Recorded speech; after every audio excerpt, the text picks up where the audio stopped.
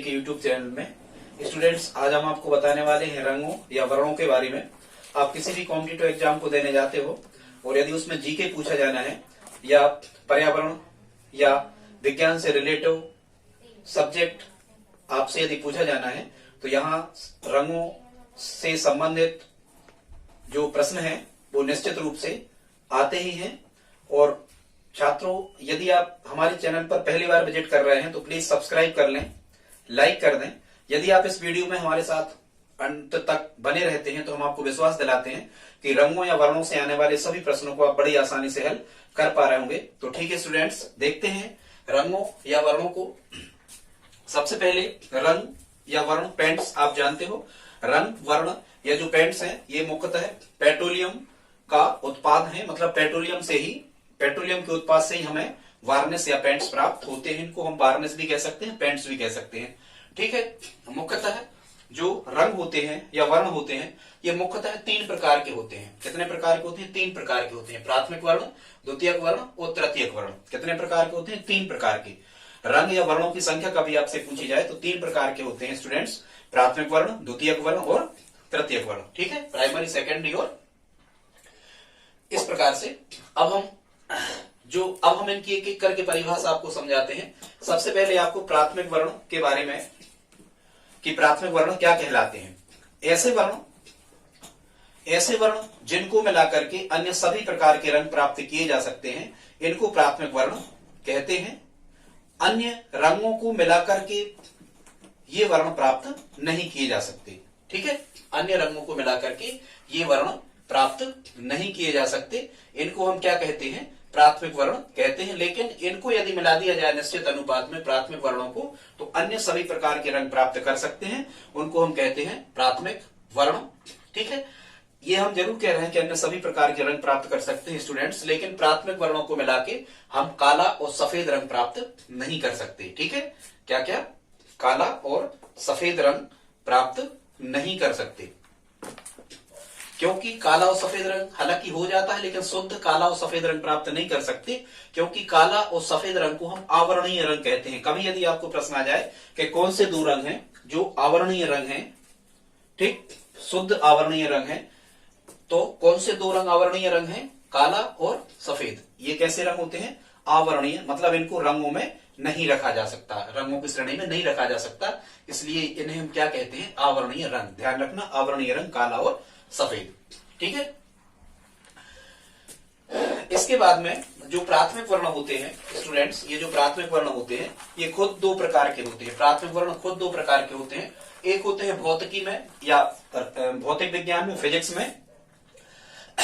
में जो प्राथमिक वर्ण होते हैं ये होते हैं हनीला या लाहनी, कुछ भी आप याद कर सकते हो। हनीला, हरा, नीला और लाल। हरा, नीला और लाल ये भौतिकी में कहलाते हैं प्राथमिक वर्ण। लेकिन चित्रकारी में प्राथमिक वर्ण जो होते हैं वो बदल जाते हैं। क्या बदल जाता है? पीला, नीला और लाल, मतलब नीला और लाल तो रहता है, चित्रकारी में हरा की जगह पीला आ जाता है। कभी आपसे पूछा जाए कि चित्रकारी में प्राथमिक वर्ण कौन कौन से हैं, तो चित्रकारी में प्राथमिक वर्ण है पीला, नीला और लाल। ठीक है, पीला, नीला और लाल, पीली, लाल। तो चित्र वगैरह नहीं दिख रहा है, ऐसे करके आप याद रख सकते हो। ठीक है, और हरा, नीला और लाल ये भौतिकी में होते हैं। ठीक है स्टूडेंट्स, कभी यदि आपसे पूछा जाता है कि टीवी की पिक्चर ट्यूब में या एलसीडी में, LCD liquid crystal display, LED light emitting diode, या मोबाइल की जो स्क्रीन होती है, इसमें मुख्यतः कौन से रंग होते हैं, तो स्टूडेंट्स इसमें मुख्यतः 3 रंग होते हैं। यही प्राथमिक वर्ण होते हैं, हरा, नीला और लाल। इन्हीं रंगों को मिलाकर के अन्य सभी प्रकार के रंग हमें टीवी के या जो भी हम स्क्रीन देख रहे हैं उस पर हमें सभी प्रकार के रंग दिखते हैं। लेकिन मुख्यतः इसमें कौन से रंग होते हैं? हरा, नीला और लाल। कभी आपसे प्रश्न आ जाए कि टीवी की पिक्चर ट्यूब में कितने रंग होते हैं, तो 3 रंग होते हैं। कौन से? हरा, नीला और लाल। ठीक है, इसके बाद स्टूडेंट्स हम देखते हैं द्वितीयक रंगों को या द्वितीयक वर्णों को। द्वितीयक वर्ण की परिभाषा कैसी होती है? 2 प्राथमिक वर्णों से या 2 प्राथमिक रंगों से मिलकर जो रंग बनते हैं, याद रखना, 2 प्राथमिक रंगों के मिलने से जो रंग बनते हैं उनको हम द्वितीयक रंग कहते हैं या द्वितीयक वर्ण कहते हैं। स्टूडेंट्स आगे देखते हैं द्वितीयक वर्ण। द्वितीयक वर्ण किसे कहते हैं? 2 प्राथमिक रंगों या 2 प्राथमिक वर्णों से मिलकर जो रंग बनाए जाते हैं उन्हें हम द्वितीयक वर्ण कहते हैं। 2 प्राथमिक वर्णों से मिलकर बने वर्ण द्वितीयक वर्ण कहलाते हैं। और जो मुख्यतः द्वितीयक वर्ण होते हैं इनकी संख्या 3 होती है। एक ट्रिक यहां हमने द्वितीयक वर्ण की लिखी है, यहां लिखा है हनी मूर लानी मैं हला पीला हूं। ठीक है, यदि आप याद कर पाए तो हनी मूर लानी मैं हला पीला हूं, इसका मतलब क्या होगा? सबसे पहले यहां लिखा है क्या? हनी, हनी से बनेगा, हा से बनेगा हरा और नी से बनेगा नीला, और हरा और नीला मिला के बनता है स्टूडेंट्स मोरपंखी। मोरपंखी, ठीक है, हरा और नीला मिला के बनता है मोरपंखी। फिर यहाँ क्या लिखा है? लानी में, यहाँ लिखा है लानी में लाल और नीला, लाल और नीला ये प्राथमिक है, तो लाल और नीला से मिला के क्या बनता है? मैजेंटा। मैजेंटा का मतलब होता है गहरा गुलाबी। ठीक है, मैजेंटा का मतलब होता है गहरा गुलाबी, जो बैंगनी और लाल के लगभग होता है उसे हम मैजेंटा कहते हैं या गहरा गुलाबी। ठीक है, तो लाल और नीला से मैजेंटा बनता है, मतलब गहरा गुलाबी। फिर यहाँ क्या लिखा है? हला पीला हूं, हला पीला से बनता है हरा और लाल, हरा और लाल मिला के कौन सा बन जाता है? पीला बन जाता है। तो इन जो रंग बनते हैं उनको हम क्या कहते हैं? द्वितीयक रंग। वही हमने यहाँ लिखा है, ये लाल और हरा से पीला, लाल और नीला से बनता है मैजेंटा, और हरा और नीला से बनता है मोरपंखी। ठीक है स्टूडेंट्स, अभी हम डायग्राम में भी आपको बता रहे हैं। इसके बाद में हम आ जाते हैं तृतीयक रंग या तृतीयक वर्ण, या इन्हीं को हम कहते हैं पूरक वर्ण। इनको कहते हैं तृतीयक वर्ण या उन्हीं को हम क्या कहते हैं? पूरक वर्ण। तो तृतीयक वर्ण या पूरक वर्ण क्या कहलाते हैं? जिन दो वर्णों या जिन दो रंगों को मिलाकर के सफेद या श्वेत, जिन दो रंगों को मिलाकर श्वेत या सफेद वर्ण प्राप्त किया जाता है, जिन दो रंगों को मिलाकर के सफेद रंग प्राप्त किया जाता है, उन दोनों रंगों को एक दूसरे के पूरक वर्ण कहते हैं। कभी यदि आपसे पूछा जाए कि हरे का पूरक वर्ण क्या होगा, तो मैजेंटा, मैजेंटा का पूरक क्या होगा? हरा, पीला का पूरक नीला, नीला का पूरक रंग पीला, लाल का पूरक मोरपंखी, मोरपंखी का पूरक लाल। ठीक है, जिन दो प्राथमिक रंगों को मिलाकर के श्वेत रंग प्राप्त किया जाता है उन्हें क्या कहते हैं? तृतीयक रंग। कभी कभी तो एग्जामिनर इनकी परिभाषा ही पूछ लेता है। इसकी ट्रिक हमने लिख रखी है तृतीयक रंग की, याद रखना। लाल मोरपंख बड़ी है, 3 रुपया की आती है, मतलब तृतीयक रंग, यहां से आप ध्यान रख सकते हो। क्या लिखा है हमने ट्रिक में? हमें पीनी लाल मोरपंख, ये बड़ी आती है मोरपंखी, अपने यहाँ बुंदेलखंड में चलती है। हमें पीनी लाल मोरपंख। ठीक है, पर याद रखना, और कौन सी लाल, कौन सी मोरपंख? लाल मोरपंख पीनी, और ये 3 रुपया की आती है, मतलब तृतीयक वर्ण है ये, याद रखना। ठीक है, 2 रुपए की नहीं आती, 1 की नहीं आती, महंगी हो गई बड़ी। यहां से आप याद रख सकते हो, हा से क्या बनेगा? हरा, हा से बनेगा हरा, और मे से बनेगा मैजेंटा, मतलब हरा और मैजेंटा को हम मिला दें तो श्वेत वर्ण प्राप्त हो जाएगा। इसके बाद क्या लिखा? पीली, पीला और नीला को यदि हम मिला दें तो श्वेत वर्ण मिल जाएगा। ये लिखा पीला और नीला तो श्वेत वर्ण। फिर यहाँ लिखा है लाल मोरपंख, मतलब हम यदि लाल और मोरपंख रंग को मिला दें तो क्या बन जाता है? श्वेत रंग बन जाता है। ठीक है स्टूडेंट्स, यहाँ हमने एक डायग्राम के माध्यम से भी रंगों को बताने का प्रयास किया है। डायग्राम के माध्यम से भी आप रंगों को बना सकते हो। सबसे पहले तो हमें जो डायग्राम बनाना है, इस डायग्राम में सबसे पहले हमें लिख लेना है प्राथमिक वर्णों को। प्राथमिक वर्ण कौन होते हैं? वही लाहिनी, लाल। वैसे लाल लाल सिग्नल जो है वो हमें कहाँ दिखता है? ऊपर ही दिखता है ना, लाल सिग्नल, खतरे का सिग्नल लाल ऊपर दिखता है, सूर्य लाल हमें ऊपर दिखता है, आकाश लाल दिखता है, तो ये लाल हमें कहाँ लिख लेना है? ऊपर। और हरा लिख लेना है यहाँ बाएं तरफ, और नीला, क्योंकि हरी पृथ्वी है तो ये नीचे ही रहेगा हरा, और नीला जल है, जल भी नीचे ही रहता है, समुद्र में भी नीचे रहता है, तो ये हमें हरा और नीला कहाँ लिख लेना है? नीचे लिख लेना है। ठीक है, तो लाल, हरा और नीला, या यहां से आप लिखोगे और एंटी क्लॉकवाइज चलोगे घड़ी के विपरीत, तो लाहनी शब्द याद कर लेना, लाहनी। ये हो गए कौन से रंग? प्राथमिक वर्ण। ठीक है, फिर जो ये यहाँ पर जो पीला लिखा है, ये बीच बीच में जो बनते हैं ये द्वितीयक हैं। बीच बीच में जो यहाँ हमने लिख रखे हैं ये कौन से हैं? ये द्वितीयक हैं, सेकेंडरी पेंट्स हैं। ये जो हमने बीच बीच में लिख रखे हैं, कौन कौन सा लिख रखा है हमने द्वितीयक में? पीला, मैजेंटा और मोरपंखी। और कैसे आप याद रखोगे कि मोर तो जमीन में ही नाचता है ना, मोर कहाँ नाचता? जमीन में। जमीन कहाँ हमारे? नीचे। तो मोरपंखी कहाँ? मोरपंखी सबसे नीचे रंग आपको लिख लेना है। ठीक है, केवल बाएं तरफ यहाँ पीला और यहाँ लिख देना है मैजेंटा। इसका मतलब क्या होगा स्टूडेंट्स? ये यदि आपको ये ट्रिक समझ में आ जाती है जो हमने यहाँ पर लिखी है, तो फिर इसकी आपको कोई आवश्यकता नहीं है। ठीक है, ये नहीं आती है तब आप डायग्राम से भी इसको सीख सकते हो। कैसा? यदि लाल और हरा को मिला दें तो क्या बनता है?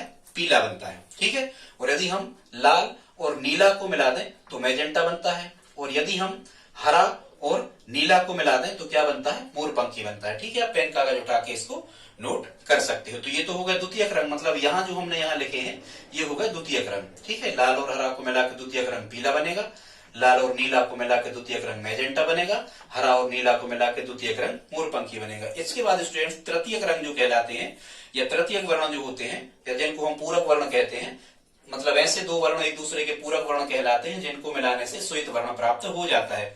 ठीक है, तो यहाँ हमने लिख रखा है, देखो यदि आप लाल और मोरपंखी को मिलाओगे, लाल और मोरपंखी को मिलाओगे तो श्वेत बनेगा, ये लिखा यहाँ श्वेत। ठीक है, यदि आप पीला और नीला को मिलाओगे तो श्वेत बनेगा, ऐसे क्रॉस कर देना, पीला और नीला को मिलाओगे तो श्वेत बनेगा, और हरा और मैजेंटा को यदि मिला देते हो तो भी क्या बनेगा, श्वेत बनेगा। ठीक है, तो ये हम कह सकते हैं पीले का पूरक नीला होगा, ठीक, नीले का पूरक पीला, हरा का पूरक मैजेंटा, मैजेंटा का पूरक हरा, और लाल का पूरक मोरपंखी, मोरपंखी का पूरक लाल। ठीक है स्टूडेंट्स, अभी हमने आपको इतना बता दिया। अब यहाँ हमने कुछ चीजों को और लिख रखा है। कभी कभी आपसे वनस्पतियों के विशेष या सब्जियों के फल फूलों के जो रंग हैं वो विशेष प्रकार के क्यों होते हैं, क्योंकि उनमें कोई रासायनिक पदार्थ पाया जाता है। यहाँ से कभी कभी एग्जाम में प्रश्न आपसे पूछे जाते हैं, तो हमने ये जो इम्पोर्टेंट है एग्जाम की दृष्टि से वो हमने सभी यहाँ लिखकर आपको बताए हैं, बताने का प्रयास किया है, आपको याद हो जाएंगे। प्रश्न आता है आपको, हल्दी का रंग पीला किस कारण से होता है? हल्दी का रंग पीला किस कारण से होता है? तो हल्दी का रंग पीला इसलिए होता है क्योंकि इसमें कुरकुमीन पाया जाता है। क्या पाया जाता है? कुरकुमीन। वैसे ही देखो जो हल्दी होती है, हल्दी वो कैसी होती है? ठोस हल्दी, बगैर पिसी, कुरकुरी होती है ना, होती है हल्दी कुरकुरी। हल्दी की गांठें कैसी होती है? कुरकुरी। तो यहाँ से याद रख सकते हो, हल्दी का रंग पीला होता है, कुरकुमीन पाया जाता है। फिर होता है आलू का रंग हरा होता है। कई बार जो आलू जो स्वादिष्ट नहीं लगते वो खराब हो जाते हैं, उन आलूओं का रंग क्या हो जाता है? हरा हो जाता है। हरा किस कारण से होता है? सोलेनिन पाया जाता है। क्या पाया जाता है? आलू का रंग हरा क्यों होता है? उसमें सोलेनिन आ जाता है। तो सोलेनिन आने के कारण आलू का रंग कैसा हो जाता है? हरा। वैसे अपन कहते आलू छोले, क्या कहते? आलू छोले की सब्जी बनती है ना, आलू छोले की। तो यहाँ आपको याद रखना है आलू सोले। ठीक है, आलू छोले की जगह आलू सोले, तो सोलेनिन आलू में पाया जाता है। ठीक है, फिर पपीते का रंग पीला क्यों होता है? पपीते का रंग पीला होता है क्योंकि इसमें कैरी का जेंथिन पाया जाता है। क्या पाया जाता है? कैरी का जेंथिन पाया जाता है, इसलिए पपीते का रंग कैसा होता है? पीला होता है। कैसे याद रखोगे? पपी मतलब होता है पिल्ले, छोटे छोटे बच्चे होते हैं उनको हम पपी कहते हैं। ठीक है, तो कुछ लोग कहते हैं यार कैरी करो, गिनो कितने पिल्ले हैं, इस टाइप से कैरी करो, कितने पिल्ले हैं, कितने पपी हैं, ऐसे करके याद रख सकते हो, कैरी का जेंथिन। इसके बाद में दूध का रंग सफेद क्यों होता है? इसमें कैसीन पाया जाता है। दूध का रंग सफेद क्यों होता है? क्योंकि इसमें कैसीन पाया जाता है। ठीक है, अब अपन कहते हैं यार कैसा दूध ला रहे हो, कैसीन, इस टाइप से आप इसको याद कर सकते हो। इसके बाद में कुछ हमने यहाँ और चीजों को लिखा है, इसको देख लेते हैं। यहाँ देखो वीडियो में नीचे आ रहा कि नहीं, यहाँ लिखा है टमाटर का रंग लाल होता है। टमाटर का रंग लाल होता है किसके कारण? लाइकोपीन पाया जाता है। टमाटर का रंग लाल होता है लाइकोपीन के कारण। कैसे याद रखोगे? कई अरे यार बाजार जा रहे हो, टमाटर लाए कि नहीं लाए, टमाटर लाए कि नहीं लाए, इस टाइप से याद कर लेना। ठीक है, गाजर का रंग नारंगी होता है कैरोटीन के कारण। गाजर का रंग नारंगी होता है क्योंकि उसमें कैरोटीन पाया जाता है। वैसे तो आपको याद हो ही जाएगा, गाजर को कैरेट कहते हैं इंग्लिश में, और वहां पर लिखा है कैरोटीन। इसके बाद में गाजर व सेव का रंग लाल होता है, इसमें एंथोसाइनिन पाया जाता है। गाजर व सेव का रंग लाल होता है, इसमें एंथोसाइनिन पाया जाता है। देखो सेव को इंग्लिश में अपन एप्पल कहते हैं, तो ये एप्पल के एडी के ए से ये चालू हो रहा, तो यहां से आप याद रख सकते हो गाजर का रंग और सेव का रंग लाल होता है एंथोसाइनिन पाए जाने के कारण। इसके बाद स्टूडेंट्स कभी कभी आपसे पूछा जाता है, क्या पूछा जाता है आपसे, जो सड़कों पर आपने देखा होगा, सड़कों पे जब अपन निकलते हैं कई प्रकार की सड़कें होती हैं, सड़कों पर पत्थर लगे होते हैं, उन पत्थर में कई प्रकार के रंग किए होते हैं उन पत्थरों में, तो उन पत्थरों से हमें पता चल सकता है कि हम किस सड़क पर हम जा रहे हैं। ठीक है, तो यहाँ हम देख लेते हैं, यदि किसी सड़क पर जो पत्थर लगा हुआ है बाजू में, यदि उसमें पीला और सफेद कलर पुता हुआ है तो हम कहते हैं ये नेशनल हाईवे है, ये राष्ट्रीय राजमार्ग होते हैं। ठीक है, पीला और सफेद राष्ट्रीय राजमार्ग। यदि हरा और सफेद रंग उसमें पुता हुआ है तो ये स्टेट हाईवे होते हैं। मतलब क्या होते हैं वो? State highway. स्टेट हाईवे का मतलब क्या होता है? स्टेट हाईवे मतलब वो राजकीय राजमार्ग होते हैं। और यदि किसी स्थान पर तख्तियां लगी होती हैं लोहे की, उसमें काला और लाल रंग पुता होता है और एक तीर बना होता है घुमासा, तो इसका मतलब यह है कि ये पीएमजीएसवाई प्रधानमंत्री ग्राम सड़क योजना के अंतर्गत बनाई गई सड़क है। ठीक है। इसके बाद में हमने आपको बताने का प्रयास किया है मानचित्र में जो रंग होते हैं, मतलब मानचित्र में किस चीज को किस रंग से दर्शाया जाता है। स्टूडेंट्स यहां से प्रश्न बनते हैं, बहुत इंपॉर्टेंट फैक्ट है। पेन कॉपी उठा के बैठे, इनको लिख लें। जब कभी किसी एग्जाम में आपको एक अंक दिलाता है, ये केवल इतना, ये जियोग्राफी का भी चैप्टर है, ये पर्यावरण का भी है, साइंस का भी है, ठीक है, जीके का भी है। कैसे इसको याद रखोगे? मानचित्र में प्रश्न कैसा आता है कि मानचित्र में जो नीला रंग होता है वो किसको दर्शाता है, या वो कहेंगे कि मानचित्र में पानी, समुद्र, नदी, तालाब या नहरों को किस रंग से दर्शाया जाता है। तो जनरली पानी का रंग कैसा होता है? नीला होता है, अपन को पता है। तो आप याद रखना, मानचित्र में नीला रंग किस चीज को दर्शाता है? नीला रंग दर्शाता है पानी, समुद्र, नदी, महासागरों को। ठीक है, समुद्र को भी और महासागरों को भी नीला रंग, मतलब पानी जहां भी है वो नीले रंग से दर्शाया जाएगा, जो भी पानी के स्रोत हैं। इसके बाद में आ जाओ हरा। हरा रंग किस चीज को दर्शाता है? हरा रंग दर्शाता है वन और वनस्पतियों को। हरा रंग किसको दर्शाता है स्टूडेंट्स? वन और वनस्पतियों को। ये तो आपको याद ही होगा, वनस्पतियां हरी होती है और वनों को तो हरा सोना कहते ही है। बांस को हरा सोना कहते, अफीम को हरा सोना कहते, ठीक है, वनों को हरा सोना कहते। तो हरा किसे दर्शाते हैं? वन को दर्शाते हैं हरे रंग से। इसके बाद में लाल रंग से किसको दर्शाया जाता है? सड़कें तथा भवन। देखो सड़कें लाल, खतरे का सिग्नल लाल होता है। सबसे ज्यादा खतरा कहाँ होता है? सड़कों में तो होता ही है खतरा सबसे ज्यादा। और भवन वगैरह लाल यदि उन पे पुताई कर दी जाए तो बहुत सुंदर लगने लगते हैं। ऐसे आप याद रखना कि लाल रंग से किसको दर्शाया जाता है? सड़कों को और भवनों को। इसके बाद में काला। काला रंग किसको दर्शाता है? रेल मार्गों को। वैसे रेल मार्ग कैसे होते हैं? काले कलर की तो रेल पटरियां होती हैं, तो आपको याद हो जाएगा। काले रंग से किसे दर्शाया जाता है? रेल पटरियों को या रेल मार्ग को। ठीक है। पीला रंग किसे दर्शाता है? पीला रंग दर्शाता है कृषि क्षेत्र को। कृषि क्षेत्र को दर्शाता है कौन सा रंग? पीला रंग।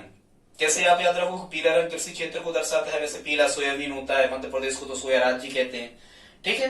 तो यहाँ सोयाबीन की सबसे ज्यादा कृषि की जाती है। हम तो ऐसे ही याद करें, आप इसी को ऐसे कर लो। पीला रंग किसको दर्शाता है? कृषि क्षेत्र को। कत्थई रंग, कत्थई रंग दर्शाता है किसको? पर्वतों को।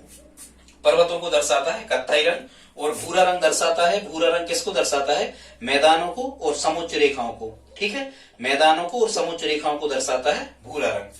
ठीक है स्टूडेंट्स, इसके बाद में हम देखते हैं, यहां हमने कभी कभी यहां से भी आपको प्रश्न आते हैं कि निम्न में से कौन सा पौधा रंग देता है या रंग प्राप्त किया जाता है, निम्न में से कौन से पौधे से रंग प्राप्त नहीं किया जाता। इस प्रकार के क्वेश्चन आते हैं, तो उनको बताने का प्रयास हमने आपसे किया है। ठीक है, तो यहां हम आपको बताने वाले हैं रंग देने वाले पौधे। कौन कौन से पौधे ऐसे होते हैं जो रंग देते हैं। ठीक है, तो कौन से पौधे रंग देते हैं, इसको आपको एक ट्रिक याद रखना होगी, हनी का केक कुसुम के रंग का। यदि आप याद रखते हो, हनी कोई लड़का है, उसका जो केक है वो कुसुम के रंग का है। हनी का केक कुसुम के रंग का। ठीक है स्टूडेंट्स, यहाँ हनी के हाथ से बनेगी हल्दी, हल्दी रंग देने वाला पौधा है। नी से बनेगा नील, नील रंग देने वाला पौधा है। का साइलेंट कर दो या का से कत्था कर दो। के से बनेगा केसर, ठीक है, और का से बनेगा कत्था। और कुसुम खुद एक प्रकार का फूल है, ये कुसुम, ये इससे रंग बनता है। ठीक है, तो ये रंग देने वाले पौधे हो गए हल्दी, नील, केसर, कत्था और कुसुम। ठीक है स्टूडेंट्स, आगे देखते हैं।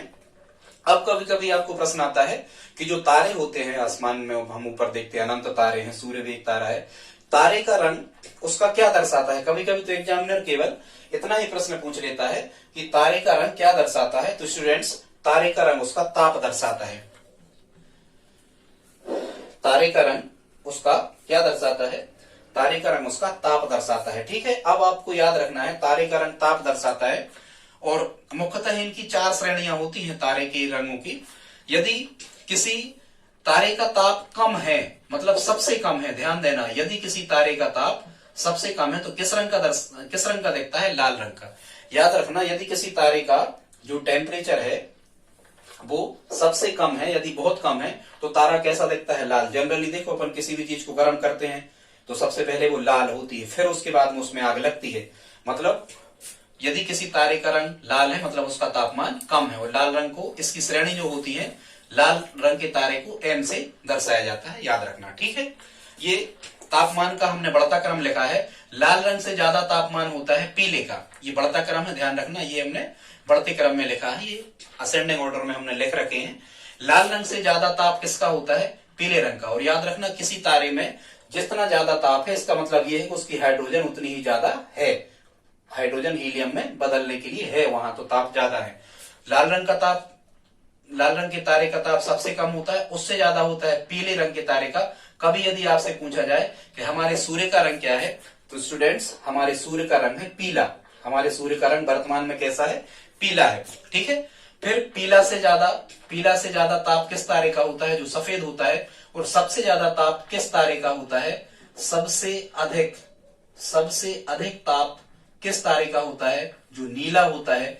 नीले तारे का ताप सबसे ज्यादा होता है, सबसे ज्यादा गर्म होता है तारा जिसका रंग नीला होता है, याद रखना। और इसे ओ से दर्शाया जाता है, सबसे ज्यादा ताप वाले तारे को जिनका रंग नीला होता है।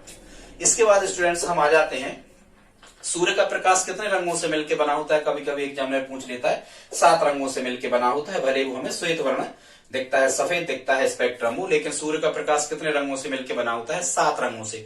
और हमने तरंग दैर्घ्य के बढ़ते क्रम में यहाँ पर एक ट्रिक लिख रखी है, तरंग दैर्घ्य का बढ़ता क्रम। तरंग दैर्घ्य छात्रों आप जानते होंगे, तरंग दैर्घ्य क्या कहलाती है? तरंग दैर्घ्य का मतलब होता है कि जब जो प्रकाश तरंगें जो होती हैं वो सुरंग और गर्त बनाती हुई चलती हैं, खासकर अनुप्रस्थ तरंगें, अनुदैर्घ्य जो संपीड़न और प्रगलन बनाती हुई चलती हैं। तो तरंग दैर्घ्य क्या कहलाती है? माध्य स्थिति से अधिकतम विस्थापन जो ऊपर की ओर होता है इसको हम सुरंग कहते हैं, और माध्य स्थिति से नीचे की ओर जो अधिकतम विस्थापन होता है इसको हम गर्त कहते हैं। तो तरंग दैर्घ्य की परिभाषा क्या होती है स्टूडेंट्स? दो क्रमागत सुरंगों, दो क्रमागत सुरंगों या दो क्रमागत गर्तों, दो क्रमागत सुरंगों या दो क्रमागत गर्तों के बीच की दूरी को तरंग दैर्घ्य कहते हैं। तरंग दैर्घ्य को लैम्डा से दर्शाते हैं। और तरंग दैर्घ्य चूंकि दूरी है इसलिए तरंग दैर्घ्य का वेवलेंथ कहते हैं इंग्लिश में। तरंग दैर्घ्य का ऐसा ही मात्रक होता है मीटर, तरंग दैर्घ्य का ऐसा ही मात्रक मीटर होता है, लेकिन जनरली तरंग दैर्घ्य को एंगस्ट्रम से हम व्यक्त करते हैं, लैम्डा से दर्शाते हैं, एंगस्ट्रम में भी मापा जाता है। ठीक है, एंगस्ट्रम का मान होता है 10⁻⁻10 मीटर। ठीक है, बताएंगे आगे। तो ये तरंग दैर्घ्य के बढ़ते क्रम में हमने यहाँ रंगों को लिखा है। ठीक है, इसकी ट्रिक क्या है? या तो आप याद रखना बेजानी हपीनाला, या फिर इंग्लिश में यदि आप याद रख सकते हो तो विबग्योर। ठीक है, violet, indigo, blue, green, yellow, orange और रेड। ठीक है, या यदि हम यहाँ कहें तो बैगनी, जामुनी, नीला, हरा, पीला, नारंगी और लाल।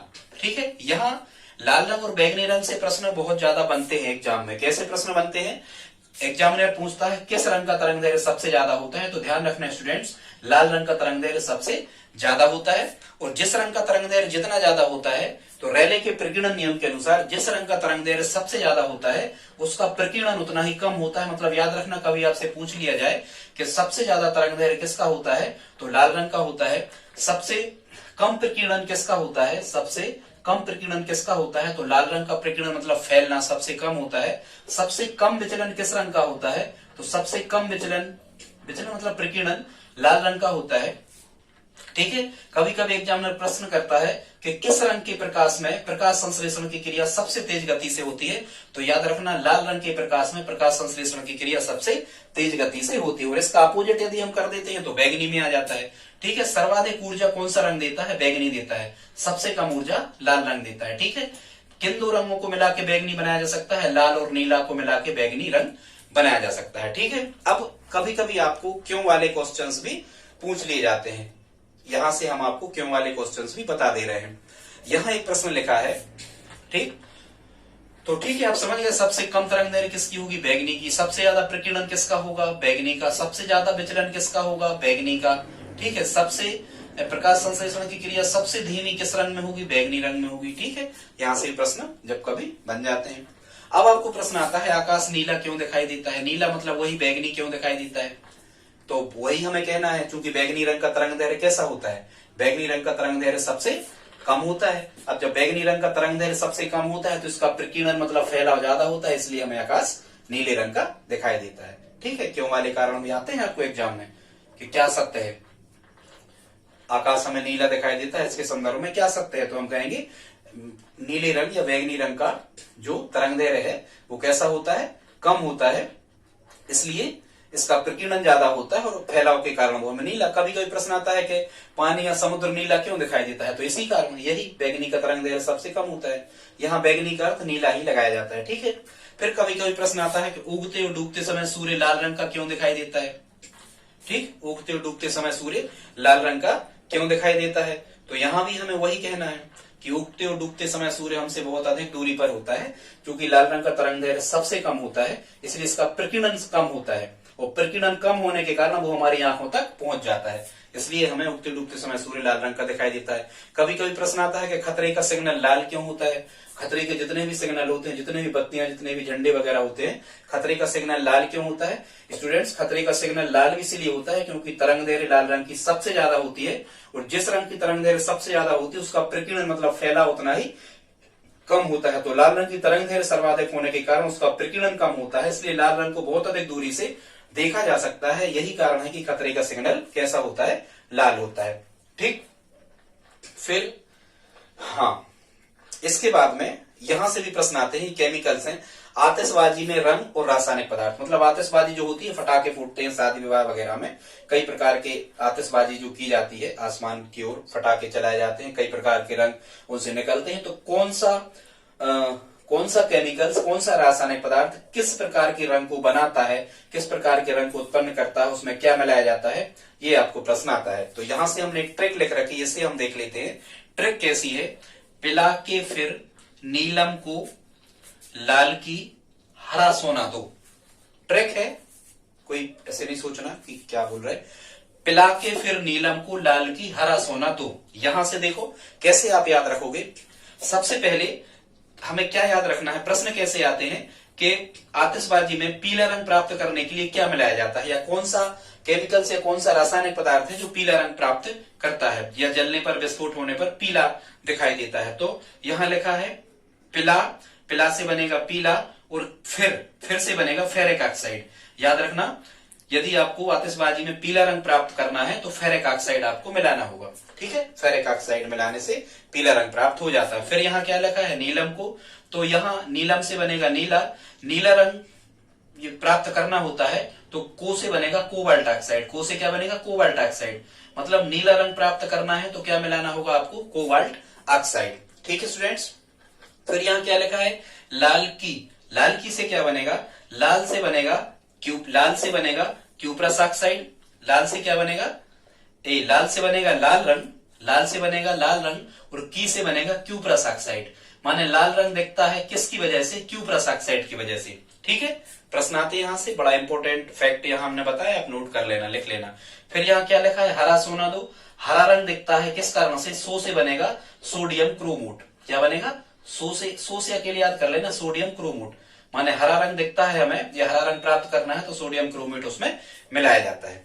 ठीक है, कभी कभी आपको प्रश्न आता है कि कोई वस्तु उसी विशेष रंग की क्यों दिखाई देती है, कि कोई भी जैसे कोई भी वस्तु है, जैसे कोई दीवार है, वो हमें सफेद रंग की ही क्यों दिख रही है। तो सबसे पहले तो आपको यह समझना होगा कि वस्तुएं हमें प्रकाश की किस घटना के कारण दिखती हैं। तो स्टूडेंट्स, वस्तुएं हमें प्रकाश के परावर्तन की घटना के कारण दिखती हैं। ठीक है, अब इसका कोई वस्तु उसी विशेष रंग की क्यों दिख रही है, इसका सिद्धांत क्या है, सूर्य का प्रकाश 7 रंगों से मिलकर बना होता है। कोई सूर्य का प्रकाश जब किसी वस्तु पर पड़ता है तो वो वस्तु बाकी 6 रंगों को अवशोषित कर लेती है, मतलब सोख लेती है, अपने आप में समाहित कर लेती है, और जिस 7वें रंग को वो परावर्तित करती है, जिस रंग को वो उत्सर्जित करती है, अपने में से निकालती है, या अवशोषण नहीं करती, वो परावर्तित करती है। तो कोई वस्तु जिस रंग को परावर्तित करती है, जिस रंग को उत्सर्जित करती है, वह उसी रंग की दिखाई देती है। ठीक है, मतलब वो बाकी रंगों को अवशोषित करके, यदि सफेद रंग की दिख रही है तो सफेद को वो उत्सर्जित कर रही होगी या परावर्तित कर रही होगी, बाकी 6 को अवशोषित कर रही होगी, इसलिए वो वस्तु हमें सफेद रंग की दिखाई रही होगी। ठीक है, फिर रंगों से संबंधित एक चीज और, यहाँ वर्णांधता रोग आप जानते हो। वर्णांधता क्या कहलाता, जिन व्यक्तियों को ये वर्णांधता रोग होता है, ये मुख्यतः लाल और हरे रंग में विभेद नहीं कर पाते, लाल और हरे रंग में अंतर नहीं कर पाते, उनको लाल और हरे रंग समझ में नहीं आता, लाल हरा दिखता है, हरा लाल दिखता है, इनमें अंतर नहीं समझ पाते।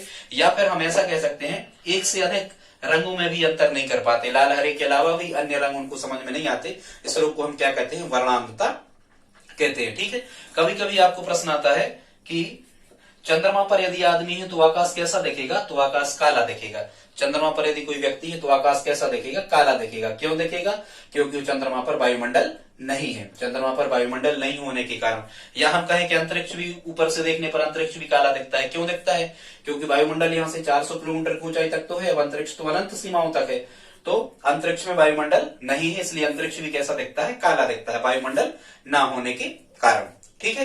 कभी कभी आपको प्रश्न आता है कि आंखों में रंगों में अंतर, आंखें विभिन्न प्रकार के रंगों को पढ़ सकती हैं, आंखें विभिन्न प्रकार के रंगों में विभेद कर लेती हैं, तो आंखों में ऐसी कौन सी चीज पाई जाती है?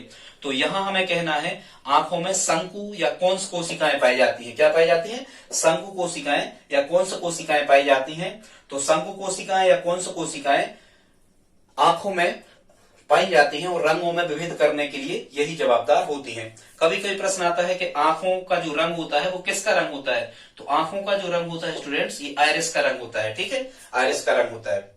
इसके बाद में कभी कभी प्रश्न आता है कि साबुन के झाग में जो 7 रंग दिखाई देते हैं, ये प्रकाश की कौन सी घटना कहलाती है? ये व्यतिकरण की घटना कहलाती है। ठीक है, क्या कहलाता है? व्यतिकरण। स्टूडेंट्स, अगले कभी वीडियो में हम प्रकाश से संबंधित समस्त घटनाएं, प्रकाश का परावर्तन, अपवर्तन, व्यतिकरण, विवर्तन, ध्रुवण, सभी घटनाओं को क्रम से लगा देंगे। क्यों वाले क्वेश्चन बस आप हमें सब्सक्राइब कर लें।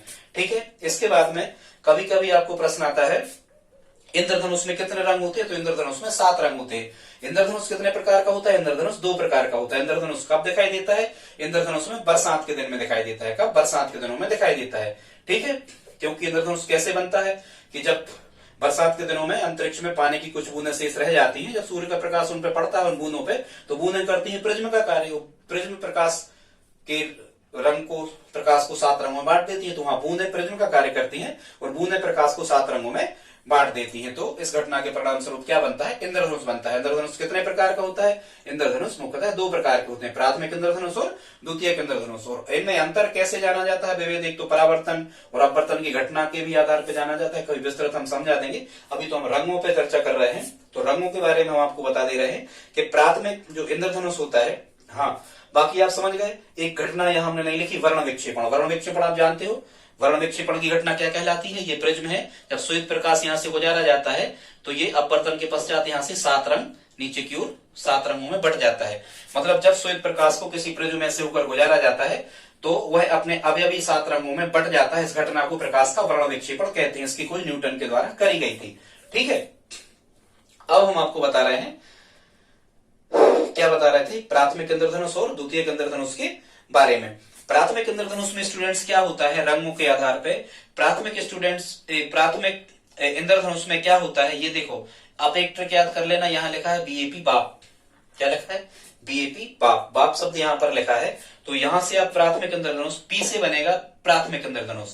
क्या बनेगा? पी से प्राथमिक इंद्रधनुष। अब स्टूडेंट्स, प्राथमिक इंद्रधनुष में क्या होता है? ये बी से बनेगा बाहर। बी से क्या बनेगा? बी से बनेगा बैगनी रंग। क्या बनेगा? बी से बैगनी रंग। बैगनी रंग कहां होता है? प्राथमिक इंद्रधनुष में अंदर की ओर। ए से बनेगा अंदर। ठीक है। प्राथमिक इंद्रधनुष में बैगनी रंग अंदर की ओर होता है। अब प्राथमिक इंद्रधनुष में यदि बैगनी रंग अंदर की ओर होता है तो लाल कहां होगा? बाहर की ओर होगा लाल रंग। ठीक है। इसी प्रकार से जो द्वितीयक इंद्रधनुष होता है उसको आप याद कर लेना दाल। दाल। ठीक है। 2 प्रकार की दाल, कई बार अपन 2 प्रकार की दाल मिला के बनाते खाते, तो दाल याद कर लेना द्वितीयक इंद्रधनुष। डी से क्या बनेगा? द्वितीयक इंद्रधनुष। ठीक है। और एल से क्या बनेगा?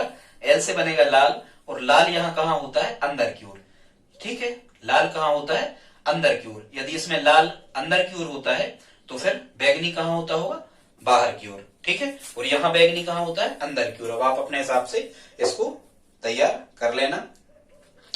शायद यहां कुछ नहीं रहेगा। वर्ण विक्षेपण की परिभाषा भी हमने बता दी। यहाँ टीवी के पिक्चर ट्यूब में कौन से 3 रंग? यही 3 रंग पाए जाते हैं, लाल, हरा, नीला।